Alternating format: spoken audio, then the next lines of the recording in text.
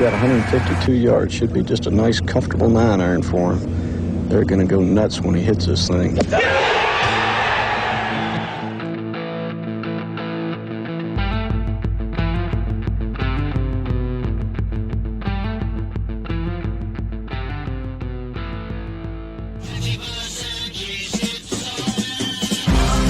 That's dirt. Yo. Welcome in, golf fans. My name is Joe Idoni. That right there is John Hasselbauer, and you've stumbled your way into the Preferred Lines podcast. Welcome to your weekly Golf Gambling Club meeting. This week on tap, we'll recap a little bit of the Memorial. We'll get into logistics. We'll get John's lowdown on TPC Toronto. We'll make some picks to win the Canadian Open. I want to keep some eyes forward for Oakmont next week. And a huge week of brutal, sadistic carnage that I think we're in for at Oakmont Country Club in Pennsylvania. Welcome to the show. As always, this show proudly presented by the good folks over at Rotoballer PGA. We appreciate their support. As always, the promo code is LINES. That will get you 10% off any sub. Monthly, weekly, annual. Would love to have you part of the team. Power rankings are posted now. The DFS roundtable will be up shortly once this show is published. And you get access to the Discord channel. You get access to all of Spencer's intricate and extensive models that he puts together each and every week, as well as the Market Movers piece, which comes out on Wednesday. Thanks to Rotoballer. Thanks for checking out Preferred Lines. A like and a sub, as always, goes a long way. If you're here with us, pop on over to the YouTube channel. Say hello in the chat. Say hello to John Hasselbauer. John, good evening. Great to see you. Let's rock, buddy. Yes, sir. This is like really the sweet spot of the golf season, I feel like. I mean, I think the Canadian Open is such an underrated tournament. One of my favorite watches. Like, the Canadian fans are starved for it for whatever reason. Like, they get up for this tournament every year like no other. It's almost like a Ryder Cup, President's Cup environment there, where it's like the Canadians getting that extra boost that you don't really feel like that level of support at any other non-signature event, non-major event. So this is an awesome week. I love this tournament. I love seeing new courses. Bit of a polarizing course, which I think we'll touch on later on when we get to the actual breakdown. Some people are calling it, a little bit of a cakewalk, and I don't think that's super fair. So excited to break that one down. And we have a lot to talk about. Longest day of golf. Memorial, a whole lot going on right now. I'm glad that you have some fired up takes for TPC Toronto. Interested in your opinion on that. But it was another Sunday and another Scotty Scheffler win, this time at Jack's Place from the Memorial. Scotty closed the deal in emphatic fashion on Sunday. Something that he's been able to now do 9 straight times, I believe, is convert a 54-hole lead into a win. I think that I was...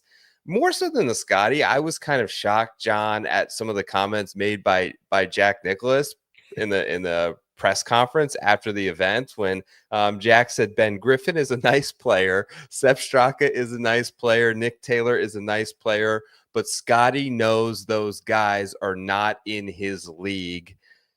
Is he kind of right about that? Absolutely. Yeah. Jack gets less and less filtered as the years go on. You can tell, like, when he's in the booth, he just rambles on. They have to go to break and cut him off because he just stream of consciousness talks unfiltered, which is kind of refreshing in a broadcast booth when you don't know what's going to come out of the guy's mouth. But he's right. I mean, unfortunately, that's an indictment of where the PGA Tour is at with LIV and bringing a lot of the star players over and not getting the best of the best in the field. Although this was a good field, but Rory wasn't there. Obviously Bryson and Brooks and those players aren't there. But when it's a Sunday and all Scotty has to do is out-duel Ben Griffin and Nick Taylor, then it's a bit of an easier task for a man who, has slayed much larger dragons and demons. Absolutely. Unbelievable performance by Scotty. Jack is 100% right. Who is in this guy's league? We'll talk about that maybe in a little bit in regards to Oakmont, in terms of who are the guys realistically you think are able to even compete with him at the level he's currently playing at, which I'm interested to hear. Other storylines, longest day in golf concluded yesterday, 36 holes for a lot of guys trying to get themselves into Oakmont next week. Many of the guys, they're competing. It's different, right? 36 holes, high stakes, U.S. Open on the line. This isn't a normal practice round. This isn't a casual round with a couple of tour buddies. From a perspective looking ahead at making picks and trying to handicap the Canadian Open, do you factor in any results from yesterday, either positively or negatively impacting based on what happened on their Monday performance, how that could potentially impact their routine, their readiness, their preparation for TPC Toronto? Yeah, it's a great question. I wish I had a way to quantify it better, because it's not always the Canadian Open that falls the week before the U.S. Open. It's rotated a bit. So you really have to manually go back and look at it. How many guys who won this played in the qualifier? Probably not many. But I think you do have to factor it when you go to a new course, because that Monday round is actually very important to get the practice reps in and see the course. And a lot of these Canadian players have seen this course quite a bit. It's been on the Canadian Tour as well. So maybe if they were trying to qualify, if like an Adam Hadwin or something didn't get to see this, I would put less stock into it. But yeah, I don't know, like a Chris Gotterup who got in to the U.S. Open next week, looks really good, but played 36 holes, has one less day of prep here, and doesn't need a win here to qualify for the U.S. Open. It may already be looking ahead. Not that a player of his caliber should be looking ahead, but maybe he is. You might think twice, about throwing an outright there. Marginally, I don't think there's anybody I'm checking off the list because they played in this. I'm not going to bet them, but it's not. I would say it's more of a con than a pro if you're grinding on the longest day this week. Mr. New York as well gets in. The pillar of the New York Golf Club, Cameron Young, makes an appearance in the U.S. Open after a 5-for-1 spot playoff. Congrats to Cam Young. He's in the field this week as well. Some other changes in the world of golf. Somewhat striking news in terms of how they are restoring, I guess, the Tour Championship back to its original format. I think that, here's my take on it is it's happening, right? Whether you like it or not. Now the top 30 are essentially all starting at even strokes. I think it makes getting into that event that much more important. It gives you a realistic chance to win the Tour Championship. Even if you're 29th, you've got a much better shot than starting 10 strokes behind Rory and 8 behind Scotty Scheffler or whatever it shakes out to be. What are your thoughts? What's your take? Do you like the change going back to where we were a few years ago? My take is I hate it. I hate it a lot. What did you want to see? So it just undermines what winning that tournament means. It used to mean you were the Tour champion. You either came in here with a head start and it was a foregone conclusion for you, like a Scotty Scheffler, that you should win this because you deserve to, because you put in the body of work. Or if somebody has their round of their life, they can have a little Cinderella story and catch them. Like Rory, I think, did that the year before. Played extremely well when he needed to. It's almost like a 6 seed getting hot in the NBA playoffs and beating a 1 seed or something. Like, it happens in sports. There's room for that. But when you take the starting strokes away, then it no longer becomes a reward for the body of work of the entire season, and it's just like, okay, you won a tournament with 30 players in it. Like, if you win that trophy, you won that tournament, but that it does not signify that you were the player of the year in the way that it would if you had the starting strokes. What I would like to see this week become is golf's all-star weekend. It should be a reward for the 30 best players who get a little extra face time. They get on prime time, almost like TGL too, where it's like you're on the ESPN prime slot in front of a different audience. You're showing your charisma and your personality in front of the cameras behind the scenes. You're getting all these extra perks. You're going to play for a bunch of prizes throughout, and whatever golf's version of like a slam dunk contest, a 3-point shootout would be, like a long drive. hit it through the quadrant, whatever, like a putting contest. There's so much you can do with that. Like some big break stuff, right? Yeah, exactly. And people would actually watch that, and people aren't like, the ratings are not the ratings that you see in a final championship at any other sport at the Tour Championship. So get a little gimmicky with it, make it a reward for all 30 people. Call the Tour Champion of the Year the winner at the end of the regular season before the playoffs start, and just make this like a goal that's equally a reward for everyone in the top 30, just for, being the best players on tour that season. And so you're essentially just rewarding it to the guy before that event with the most FedEx Cup points. Yeah, like whatever the Comcast, whatever that is that they reward after the Wyndham Championship. Nobody knows what it is, but that is really, look at that top 10, and it's like, those were the 10 best players of the year, and whoever's number one in that standing should win the Player of the Year, whatever that award is. And then the playoffs are just jockeying for position again inside that top 30, win a little extra money, win another tournament. That means something still. But it's crazy to me that there's not an all-star weekend, and I think that would be the perfect place to do it. It would be a fun place for golf, I think. My idea, I don't think it'll ever happen. My idea has always been a modified form of match play. I realize that's not for everyone and could create uncompelling television at the end of the weekend. I've always thought that the player with a higher seed starts one up in the match, so it gives them a clear advantage, making them more likely to advance in the bracket. If you start one up, it gives you more likelihood of the 2-1 seeds on each side kind of meeting at the end, which I think is the ultimate goal. Like, it would be fantastic to see Scotty and Rory make their way, across opposite sides of the bracket equally to the finals. But then you kind of get there, and I remember WGC, and you get there and it's like 18 holes of match play, one-on-one for $30 million with nothing really on the line. You know what I mean? There's like the Tour Championship, 30 million, but it's not the same stakes as the other events that we see match play in. So I understand that side of it as well. I don't love just going back to this. However, I do prefer it to the starting strokes. I thought that was a disaster situation, having one guy start up 10 on the rest of the field. It was unlike any other thing. And I think the top players unanimously every year agreed with that, whether it was Rory or Scotty or whoever it was the last couple of years, didn't necessarily love that either.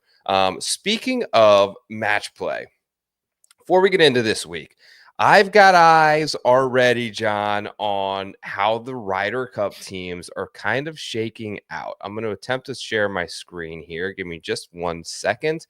And I want to look at the current standings, because I think in the last couple of weeks, a lot has kind of shaken up. So here's Team USA: Scotty, Xander, Bryson, JT, Colin, Russell Henley is kind of hanging on to this 6th spot right now.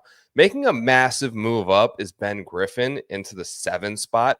I think you brought this up to me a week or 2 weeks ago, and I kind of laughed it off. It's starting to feel more and more real. I don't know how Mav is hanging around here. The next crew of guys, I could see none of them making it. McNeely, English, Novak, Harmon. I think you're in agreement that Cantlay is like auto lock on the team, right? Yeah. 100% on the team.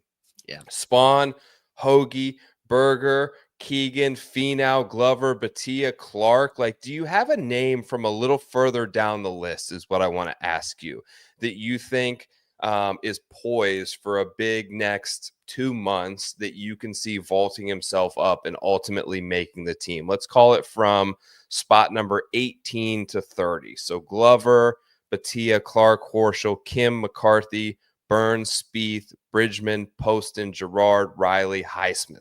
Man, that is looking kind of ugly for Team USA. I'm not going to lie. But do you think Spieth has it in you? Just moved up 6 spots this week. Sam Burns is kind of getting a little hot at the right time. What do you think? Yeah. Well, Ben Griffin is a good example of, like, you could get 2 hot weeks and all of a sudden you're on the precipice of automatically qualifying. Like, if he wins Colonial and Memorial in back-to-back weeks, he's almost guaranteed to be on just by points. So obviously the US Open, a massive opportunity for a lot of guys. Even like Patrick Reed, you didn't mention here. I don't think Oakmont's a great fit for him, but if Patrick Reed has another great showing in a major, then 34. he doesn't have that many opportunities. But if you look back and you're like Captain America here, he's won the Barclays at Bethpage, has been a factor in all the difficult condition courses, has always played long courses well. Then he would be a guy who can make a jump for me after Oakmont. Obviously doesn't fit the mold. Cameron Young, we all know he has the potential. I'm not going to put too much stock into a US Open qualifier, but another guy who you see him do a Ben Griffin back-to-back contending weeks, and all of a sudden, he's a guy trending in. Bud Cauley has been very solid all year. He's just not a flashy name, but he's kind of like in the ear of the guys making the decisions. Like he's best buds with Justin Thomas. So Yeah. He could be a guy who wins a big event and all of a sudden, is jockeying for position up there. But the guy in that tier that you just shared that I think has the best chance would be Jordan Spieth, because he's been up or down, but he's shown the flashes. He's got to win, I think, this season to cement himself on the team. But I've been thinking since the beginning of this season that he's been playing well enough with this injury, this wrist injury, a little bit behind him, that he should find a way on that team. Yeah. The guy for me, I think the one guy that has the biggest chance to really push forward is Wyndham. I think I don't know this. I think the guys like him in the room. He's has some experience there. He played, obviously, played in the President's Cup with Keegan, was paired with Keegan multiple times. So I think they got to know each other pretty well during that President's Cup experience. Was on Team USA for the Olympics. We've got this course this week, which I think sets up great for some of his skill sets. Obviously, US Opens normally set up pretty well for Wyndham. He got hurt. Look, he did it to himself 2 years in a row, right around the time of the Players' Championship, the worst time that you can do it. And he hurt himself going hard in the gym because, from all accounts that I've heard on tour, he's an absolute maniac in the weight room and has hurt himself 2 years in a row and really stunted his season when things appeared to be going in the right direction. Remember, he had some momentum there before the Players. He was, I think, first round leader at the API. He was we were touting him TGL Player of the Year, baby, MVP Wyndham in the indoor sim. So I think he's got a path. Let's look over at the European side and just see what we think there. Rory, Shane, Straka, Rasmus, Tyrrell Hatton, Tommy Fleetwood are the top 6 that are auto-qualified right now, followed by Rose, Aberg, Dietrich, Wallace, Oberg. I don't know why I'm still doing that at this point. Norgard, McIntyre, Hovland, Olesen, Cantor, Jordan Smith. Let's play the same quick game here. Guy down the list that you think is going to make the team. Obviously, Rahm's on there, but anyone else you see in this sort of mid-range you think could have a big run in store? I think Aaron Rai gets on the team. Let's start with him. As an American, I hope he does, because I don't think that's a great fit for him at Bethpage. He's definitely played he's probably playing at a level that's top 12 amongst the Europeans. It's interesting because I think Nikolai is actually playing much better of late over the last couple months than Rasmus. I'm surprised Rasmus is as high up as he is. He's probably playing a few more European DP World Tour events. I think Team Europe kind of shoots themselves in the foot with the way that the auto qualifying points work, because they're so heavily influenced by the DP World Tour, where all the tertiary European players are playing. Yes. So that kind of hurts them. It was almost Yannick Paul who auto qualified last Ryder Cup, and they were all hoping somebody would catch him, and somebody did. But I don't see Fitz here, and Fitz showed some Fitz life. could make a run. Yeah, so I think he would be a guy to watch, because if he shows any life, he'll get the tiebreaker there over some of these fringe guys. Justin Rose is interesting. I don't think they have any spots. Like, I think Rose, Oberg, Dietrich, McIntyre, Hovland, and then you obviously throw Rahm in there are on the team. You think Dietrich is a lock? No, he would be the one that I would not consider a lock, but I think that you could make a much better case for Thomas Dietrich than you could for like the guy in the 9 spot or the 10 spot on Team USA right now. That's true. That's usually not the case with the Euros either. I feel like Americans have been a lot more deep of late, and it's kind of role reverse this year. Absolutely. Okay. Let's do credit check real quick before we bring this down. Who do you like? Who do you got credit check for this week? You want to give it to? So I am going to double down on my credit check from last week. Last week I did a layup on Ben Griffin. He won. And that was an easy one to just kind of give him credit for. But this week, the fact that he kind of just backed it up on a much more difficult course in Muirfield Village, nobody really expected him to. I don't think a single person tipped him, which is very telling. Like, it's a signature event. There's not that many players to choose from, and nobody tipped Ben Griffin at the Memorial last week. So against all odds, he followed up kind of this transcendent week at Colonial, and now he's in the Ryder Cup conversation. I know that Joe is going back and forth with freezing and unfreezing, so I'll just keep waxing poetic about Ben Griffin. But he's added so much driving distance, and the fact that Ben Griffin is now a bomber is hard for me to wrap my head around. And that is why we kind of joked and laughed about it last week, about him being a play at Bethpage. But all of a sudden, when you watch Ben Griffin play well at Muirfield Village, which is over 7,400 yards and comps pretty well to Bethpage with all the thick rough, all of a sudden he becomes actually an asset to this USA team that we've been talking about being so thin.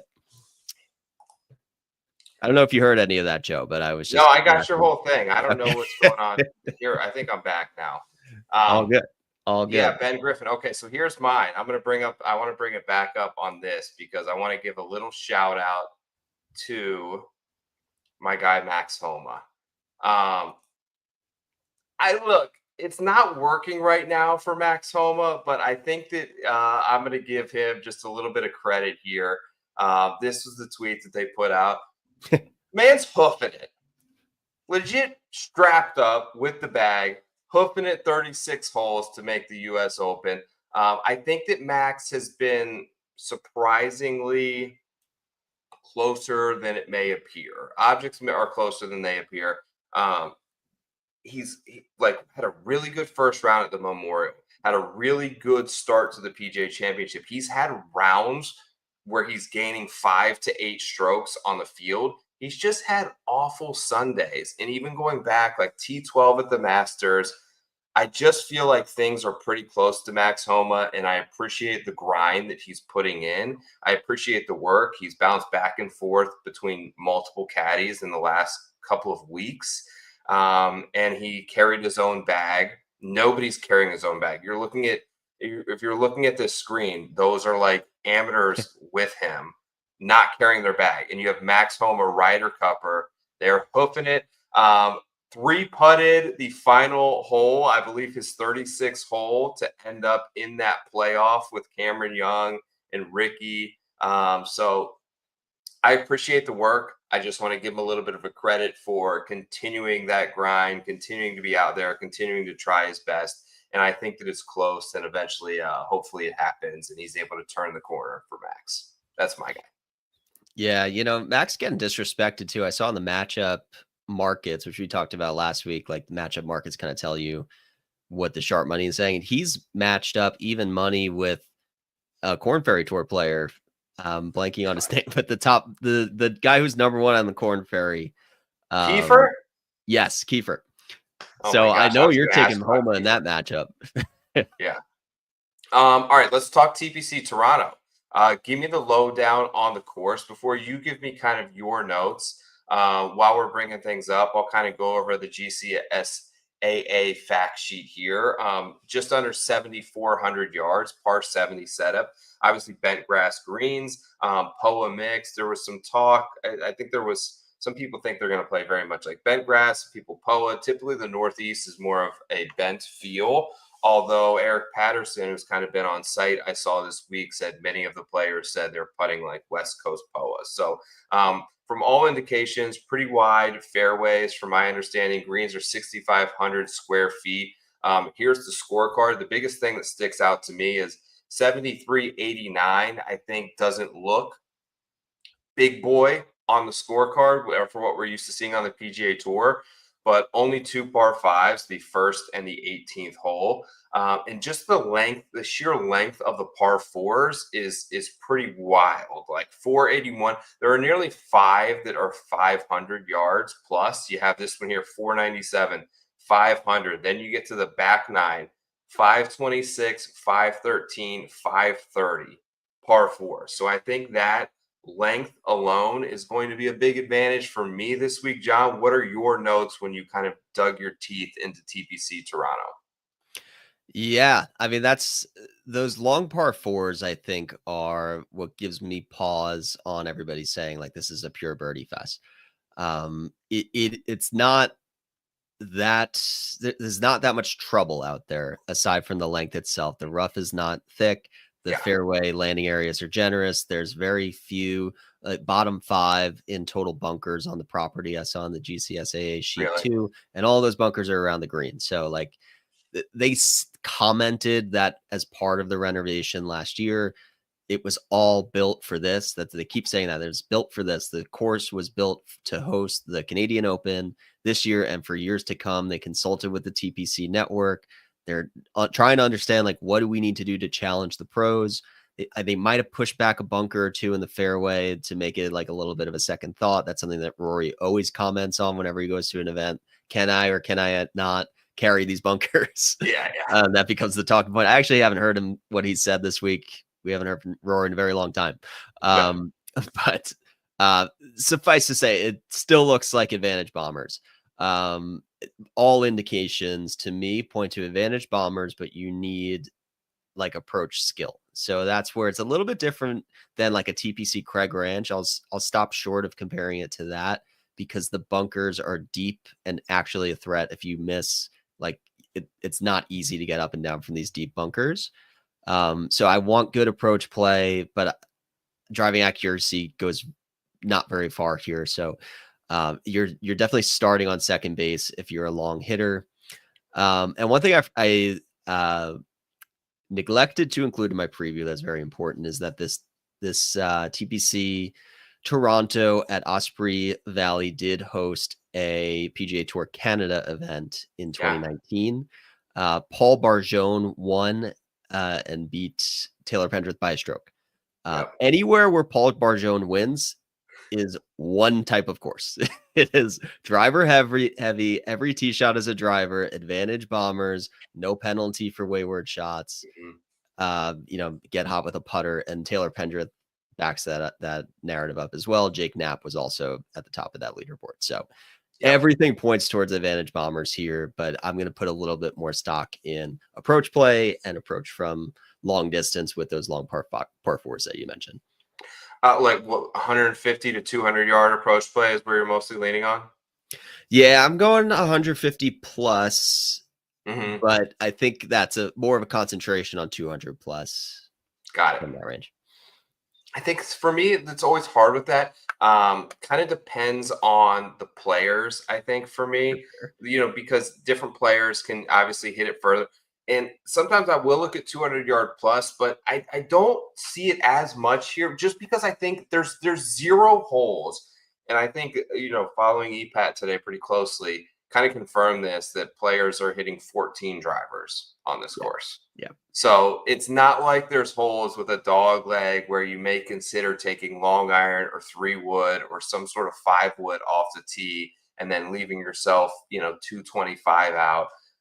Even the 520 yard par fours, I mean, they're hitting driver 330, you know what I'm saying? So it can kind of get there, but I get what you're saying on the long iron approach play. The one thing I think that makes this potentially a little different. And I kind of agree with your take that they may want and set this up to bite back a little bit. They do not want a birdie fest. This is now the home and the headquarters of Golf Canada. Will be at this place next year as well. 3 3/4 inch bluegrass rough is pretty thick. That's near memorial length rough. And that is unlike the majority of TPC courses that we see in terms of certainly TPC Sawgrass, TPC Southwind, TPC Scottsdale, TPC Craig Ranch, all of these courses with barely any penalty for the rough. Now, it can be thin and you can get right through it. It can be thick like Oakmont, and 3.75 at that density level is impossible.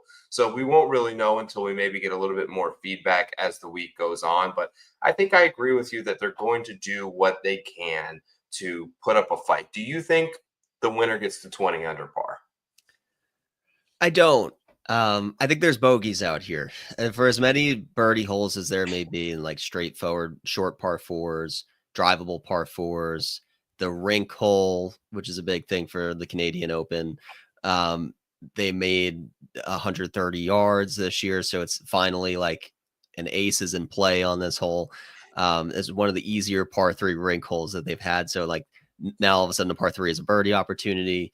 You can reach the 2 par 5s in 2. I think the first hole is very easy. The 18th, it reminds me a lot of 18 at Torrey Pines, where it's like hit a good drive and it's a birdie or eagle opportunity and hit it in the rough and you're laying up and you might be making par. But that was the last thing I actually wanted to say about the course. Really interesting that you bookend the par 5s first and 18th hole. It is. Me as a player, that would drive me nuts. If my first hole is one of my 2 par 5s and I'm first hole out the gates and I'm not like warm yet. I mean, obviously they will be, they're professionals, they're warming up the whole time, but like your first hole, like you have no margin for error. You have to birdie that hole. And if you don't, you're not going to see another par 5 until the very last hole. Conversely, because we'll do split tees, you get this back-to-back situation where if you start on 10, it's 18 and 1 on a wraparound. You get back-to-back par 5, so that you might be able to pick up some momentum. If you start with a bogey, that's like this boomerang little, okay, I'm going to catch some fire.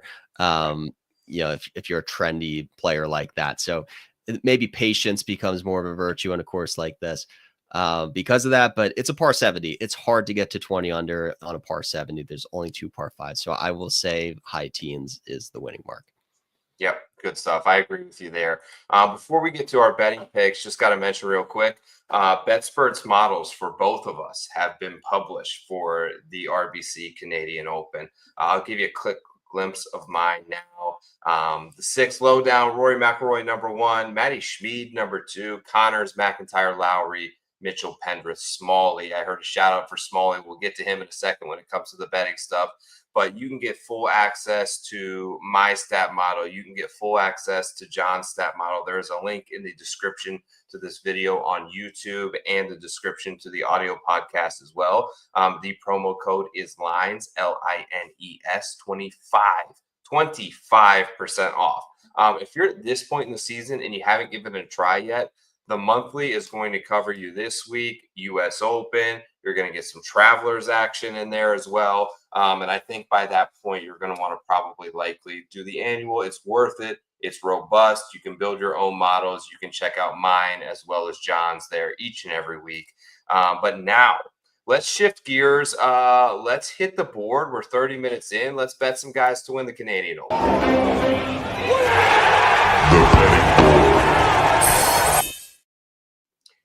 Your favorite this week, back in action, ladies and gentlemen. He is going to have to quite literally face the media. We think. I guess he could just totally imagine he goes all 4 days and doesn't say anything again. It would really have the entire golfing world in a pretzel. But it's Rory McIlroy, 4.5 to 1, the prohibitive favorite for the RBC Canadian Open. He's had a great historical track record at the Canadian Open.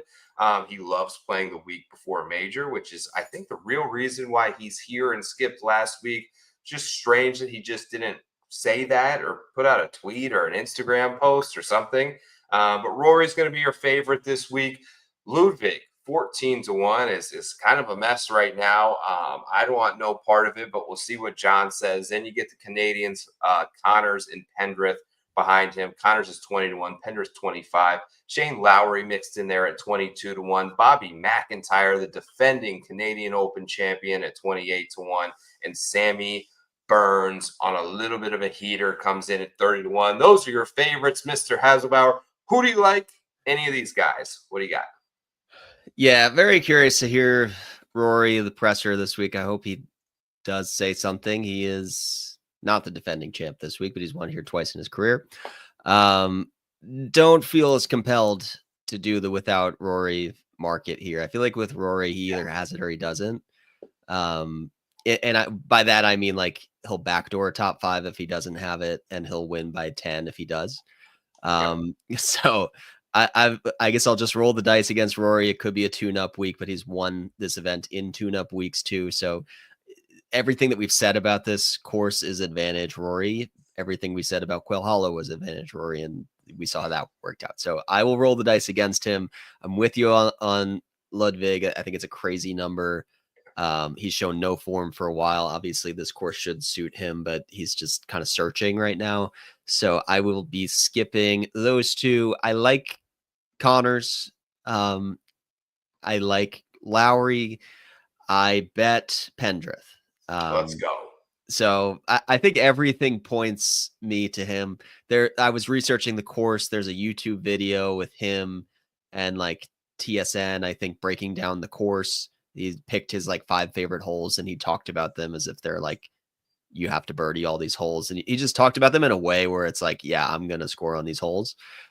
He grew up within an hour of here. He's played this course, he said, 50 times in his life.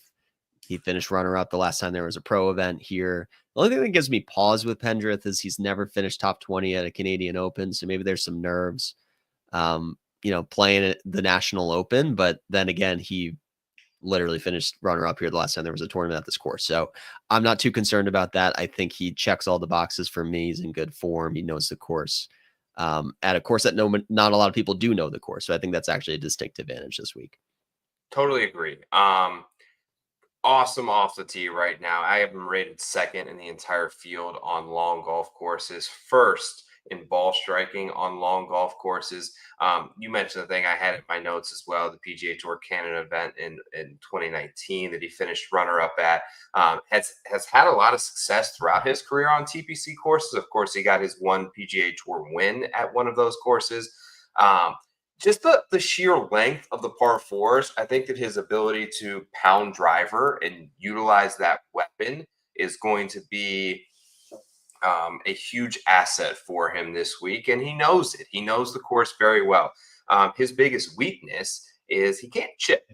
But that said, he knows the course. He knows where to miss. And plus, these are large, like 6,500 square foot greens. They're TPC greens, I think, in a sense, without me looking too much into it. What I do know is they typically don't screw with you too much on angles and get too crazy and gnarly. They're pretty straightforward. Most of these courses are set up also for the general public. They want people to have fun. They want pros to hit greens in regulation. They want to have accessible pin targets, which makes them easier to hit, makes around the green game a little bit less important. And it's a driver heavy course. Then let him roll in Canada. You just gained 7.3 on approach at the Memorial. So clearly the irons are clicking. He's a great putter. So definitely in on Pendrith for me. And the other one I tacked onto it, actually got 28-1 was Robert McIntyre. I do believe that he's rounding into form. I really just like the upside of Bobby Mack as a player. He's coming in off a 6th place at the Charles Schwab Challenge and then another top 20 at the Memorial last week.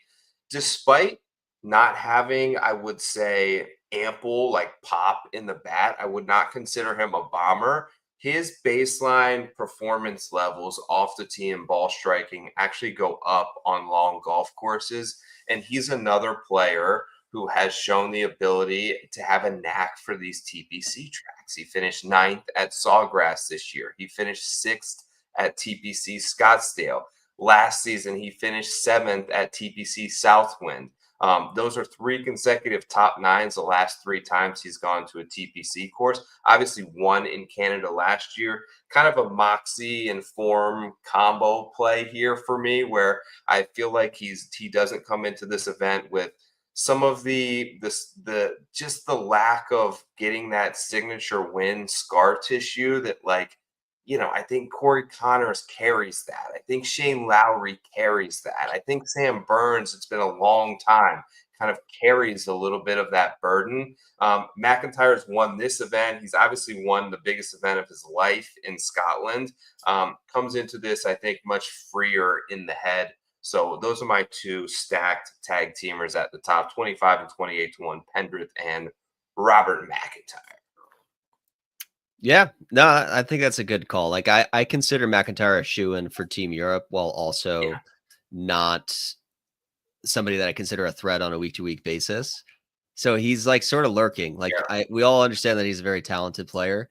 Obviously, has won this event, has played well internationally. Somebody, I don't know what his Open Championship odds are, but I'm going to be looking his way there too. Let's check out the second page of the board here. 35 to 1, we get Sung Jae Im. 40 to 1, you can grab I love this kid. Very first professional start. They stick him in a pairing with Ludwig and Rory, the 2 favorites in the event. Luke Clanton is here, 40 to 1. 45, you get Harry Hall, Keith Mitchell, Mackenzie Hughes, the third Canadian pipeline to the Kent State Golden Flashes. How about all 3 of the boys, 45 to 1 or better this week? Nick Taylor, good week last week, 50 to 1, winner on the season. We forget his epic performance at the Sony Open to nag me triple digits to start the year. Thorborn Olesen, 55 to 1, was right there on that Ryder Cup list. Could definitely use a good week here. Alex Noren on the way back from injury. I think this is his 4th start since returning. 55 to 1. Kitayama, Smalley, there he is. Wyndham Clark, I mentioned him. And there's John Kiefer, the Korn Ferry Tour stud, who I know nothing about. Talk to me about this range PGA tout. Yeah, Clanton, I think, is one of the bigger stories this week with his first start of the PGA Tour season. 40 to 1 is a little nuts for me with him not playing a PGA Tour event since I think the fall swing was the last time we saw him, maybe once in between. Obviously, he's been crushing the Cognizant. Okay. Yeah. So yeah, we haven't seen him since the fall since the Florida swing, and he's obviously been crushing it in college. So I'm not gonna put too much stock into that. I don't think. Like, I'm impressed. He's still good. He's still sharp. But 40 to 1 is too rich for me. Sung Jae is actually a guy I bet against in a matchup with Pendrith. I just think he's the inverse of everything I want in a player this week. Sung Jae's not. He's searching for his irons. He has not gained on approach this season. Maybe I was like, it's all red on approach. What happened to Sung Jae? He's doing everything else pretty well, but his approach game is just lost, and I think that is really important this week. And he's losing on distance too, so I'll be targeting against Sung Jae. And because of like how I feel about everybody under 40 besides Pendrith, they actually have a pretty long card this week. And I just started with like, who are the in-form bombers good on approach? And so the only guy on this page that I did bet was Kurt Kitayama, a player who is also searching, but in a different way, where he kind of gains in 3 out of 4 categories every week, and it's a different 3 out of 4. So the results haven't quite been there, but the stats are saying he's due for a breakout soon. He won the API, has played really well in Europe, internationally, for whatever that's worth. And just a good long iron player. Like, he's just kind of due to get it all to click at some point. I do like Smalley. He might be a fantasy play for me. I know he had some love for Smalley in the chat. And then Kiefer, yeah, I mean, sometimes the form on the Korn Ferry does translate immediately to the PGA Tour. We've seen that plenty of times this year. And this is a venue that did host essentially Canada's version of the Korn Ferry Tour for this event, more or less. So it can be set up similarly to the way that they see courses on the Korn Ferry. So maybe a little sleeper Kiefer. Yeah, to kind of touch on Smalley a little bit more for our guy Matty, rates out really well. 8th in my model, 3rd in strokes gained off the tee on long golf courses, and 2nd in ball striking on long golf courses. Well, This course is just shy of 7,400 yards. I think when you look at the length of the par fours, which I think to me is what really makes a long golf course. The par threes can be intricate, and the length of them doesn't necessarily make them easier or harder. It's funny, like they're having that the 300-yard par three next week at Oakmont, Yeah. like the 8th. I was watching a preview, really well done, by the way, by the guys over at Fried Egg, but it was Jeff Ogilvy, and he went into. Have you seen this yet? I saw the thumbnail of it. I haven't It's opened good. it up yet. So he went into great detail about every hole, and he was like, "You finally get a little bit of a breather and like an easier stretch of holes when you get to 8. It's like a 300. That's like one of the easier holes at Oakmont is the 300 some yard par three that's going to play. But yeah, I guess my point is length doesn't necessarily determine the difficulty in most cases of par threes. It does on many cases of the par fours. The drivable ones typically always score under par. 370-yard par fours will be under par this week. The 523-yard par four will be over par this week on average. So that's why I consider this a long golf course, and I think those players best suited, and Alex Smalley is certainly one of them. Would love to see something from Wyndham this week. I think this is a pretty fair price, albeit I did not bet it. And yeah, I agree with you there on Clanton. I don't know much about Kiefer, but typically what happens is when you get these rookies, right? There's one like really popular option and who gets sort of steamed, and then there's two guys who are basically equally likely to win that kind of get ignored. This seems Yeah. to happen like every year with the rookies. I remember the most like the famous case was like Hovland, Wolf, Morikawa.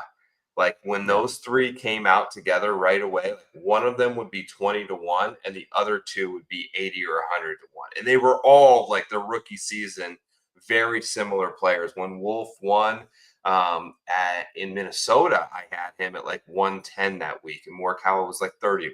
They're basically the same player. So I think that that's probably going to be the case with Clanton and some of the other rookies who are maybe less well known by mainstream golf bettors. You have anything to add there, John? I totally glossed over this. I don't know how I would gloss over this, but Keith Mitchell is my pick to win this week. Is he? Oh my God! How do you miss that, dude? I don't know how. I don't know how. Ian says he's an absolute lock for first round leader. If you're betting him to win, you better bet the first round leader market to sort of. I have a very long card because I went Pendrith and I got Mitchell at 50, and it's all just bombs. And I know it's like whatever the saying is of like fool me once, fool me a dozen There's times. so many guys that applies to, though. It's like not fair to just label it Keith.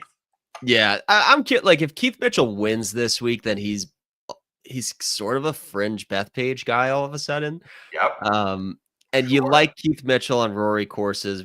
Rory is obviously, the favorite for different reasons, but bomber course, he's back to trending again. He lost it for a second, but now the approach game is back, similar to Pendrith, where like the short game isn't great, but everything else has been good. He's played well in Canada before as well, and I think while this is a much different course than the other RBC Canadian Open courses in the Rota, that bent POA mix is the same every time. So if he's putting well, I feel like that's going to translate again. Bent POA in June in Canada generally is going to be the same year over year. I know you're hearing some reports that may be slightly different, but overall, I think that's an encouraging piece. So I will go on record as Keith Mitchell being my pick. Scotty Scheffler was my one and done pick. That was the only thing I got right last week. And I'm going back to Keith Mitchell for one and done this week. And you called that, I will say, you called that like 2 weeks prior to the Memorial that was going to be Scotty's week. So you were nailed it right there. I had Tommy last week. Vince is wondering if Tommy 21 at the U.S. Open is a good bet. Vince, that is a terrible bet. Terrible bet.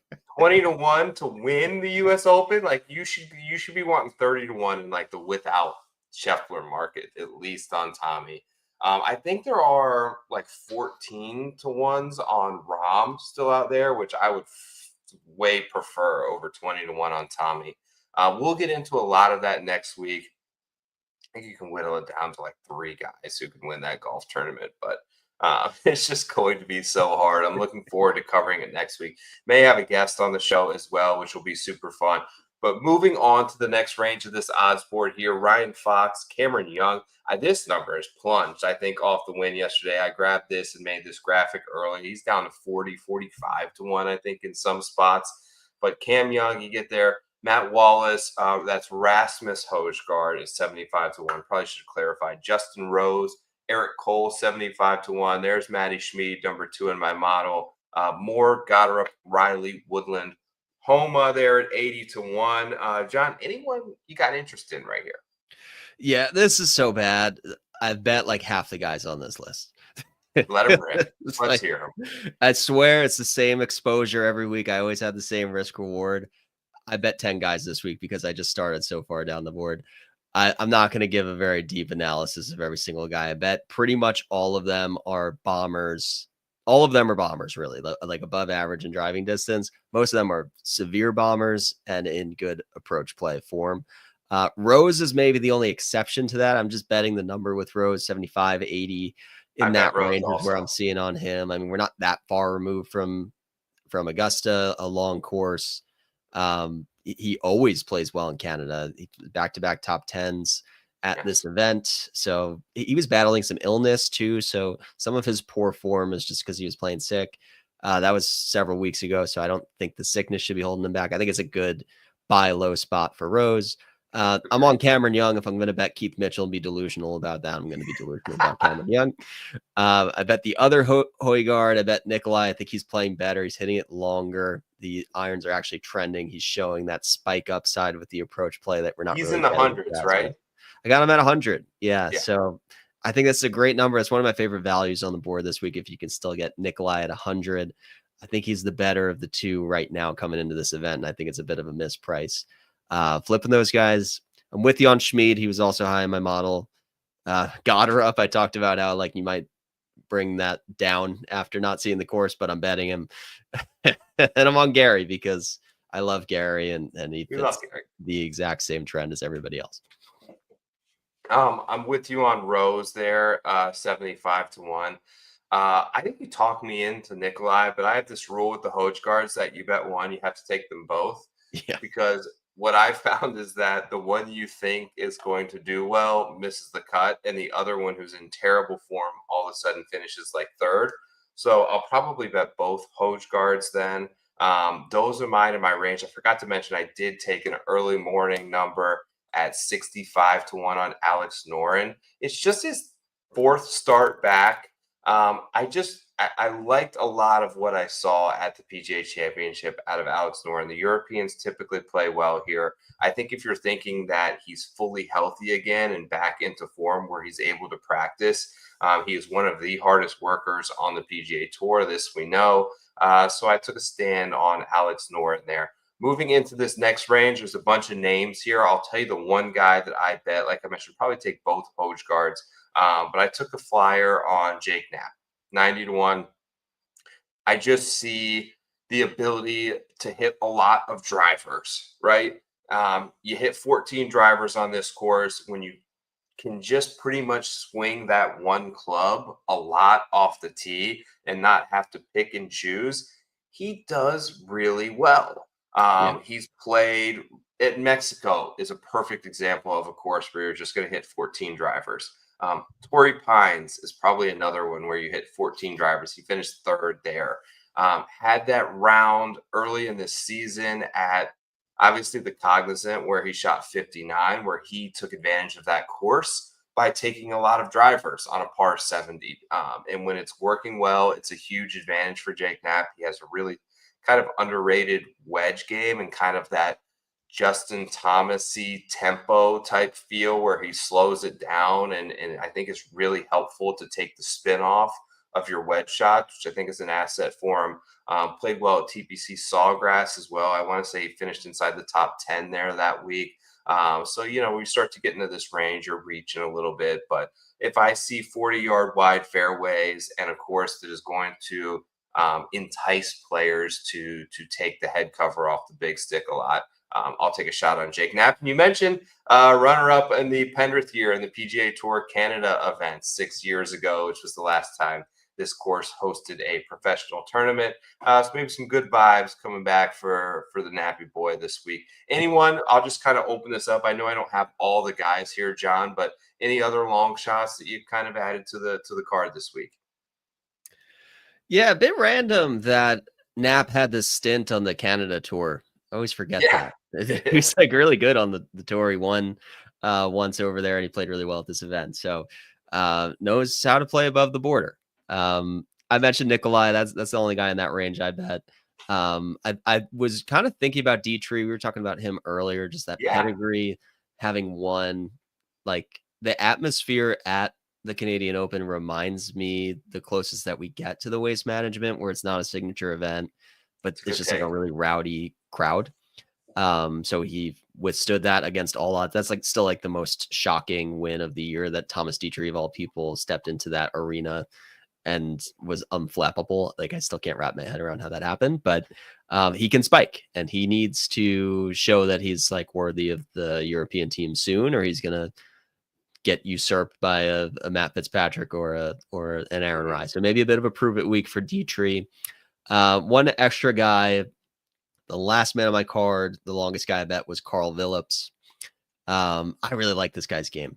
Signed to Tiger's, whatever Tiger's ventures are. Like the first guy that Tiger went out and said, I want this guy wearing my brand. Won in Puerto Rico, driver heavy, wide open, bomber course, where Paul Barjone won. Okay, all right, here we go, baby. Good pull. I bet him before I even made that connection, but I'm still running with it. And a guy who like came onto the tour, we talk about this too, this pipeline from amateur ranks to Korn Ferry ranks and translating immediately to the PGA Tour. He won in his second or third career start in Puerto Rico. So I think this guy's got some legit game. Finished top 15 last week or the week before. I think at Colonial, he was kind of in the mix, getting across all four categories. So I got him at 175 to 1. I actually think he's pretty viable to have a good week this week. Love it, dude. Article is up now. Everything you need to know for the Canadian Open. When are you going to put the Oakmont piece out? Will that be out a little bit early this weekend? I know people are eager to get a kind of peek behind and what's inside your head for what lies in store next. Let me ask you this. Tell me when it's coming out, but also over under 6.5 players that break par. Under. I think under. I say under. I want to look at the weather. 3 guys maybe that are going to break par. Yeah, I mean every indication of this, comparing it to some of the recent U.S. Opens, it's feeling like Winged Foot is the last time people talked about a course this way. And Bryson was the only one to finish under par that week. Matt Wolff was even. So yeah, I don't think many. And there's also this new like separation of the elites and the rest. I feel like that we're starting to see in the majors, where it's like you kind of just expect Bryson, Rory, Scotty, and a wild card to be like your 4 down the stretch. So I would take the under on that. Yep. We'll see what the weather looks like. I have not bet any futures yet. I'm excited to start to sink into that as soon as I'm done with my card on Canada, probably tomorrow. Then it's shifting to that. I've actually been trying to get in the simulator in my yard here and play Oakmont a little bit because I have it there. I've been having some technical difficulties, so I haven't been able to play it yet. I hope to put out a little something, see how accurate that simulator is. So maybe look out for that next week. And I hope to get this preview up early Sunday or late Saturday, ideally late Saturday. But yeah, I want to get it up as early as possible. It's the U.S. Open. It's my favorite event of the year. Same here. We will try to get the podcast up early as well. We're working on that. Hopefully sometime this weekend that will be up so that you guys can check it out with plenty of time to spare for the U.S. Open. It is like everything I've seen. It's like beautifully sickening, like how difficult it is. That's why I don't even know, like the U.S. Open rough, like how do you replicate that on a sim? It's going to be impossible. I talked a little bit to to Keith Stewart about it earlier today, and he said pretty much it's the hardest course he's ever played. And there's no water, no trees. No water, no trees, and it's the hardest course potentially in the world. I watched in that preview. The guy who created the course was just like essentially like a rich guy who made his money early in life and thought that he was diagnosed with a disease that he only had a few years left to live. It turned out he was re-diagnosed and had this kind of second lease on life. So he built this country club, and his entire goal was just to make it the most challenging club in the world. So he would sit out there on the course and had like an overhead office and watch, and he could kind of see a majority of spots, and he would get feedback from players. And if there was ever like a spot where he felt wasn't penal enough, where someone made a mistake and was able to get up and down out of like a certain area, he would immediately demand that they like put a bunker there or something to make it penal. And he had this like running list of notes where anytime someone was able to get out of jail, the next day they would come back and they weren't able to get out of jail there anymore. So I'm super excited for this golf course, super excited to break it down and learn more about it with you next week. Like you said, article will be out early. We will do our very best. Appreciate your patience and letting us launch this podcast this week on Tuesday. Had some family stuff, was up in Orlando yesterday. Son wrapped up a lacrosse tournament, so it was a nice weekend and a busy day of travel for me. You guys are the absolute best. Like I mentioned, these next month and a half here will be the biggest month and a half of our year. So if you like this show in any way, a subscribe is all we ask for you. If you want to support the show and get yourself a t-shirt or anything like that, the PL merch store is in the description on both the audio and video podcasts on YouTube. On behalf of John Haselbauer, I'm Joe Idoni. Thank you all once again for checking out another episode of Preferred Lines. Enjoy the Canadian Open. John, we're out of here. We'll catch you next week, brother. Peace, gang.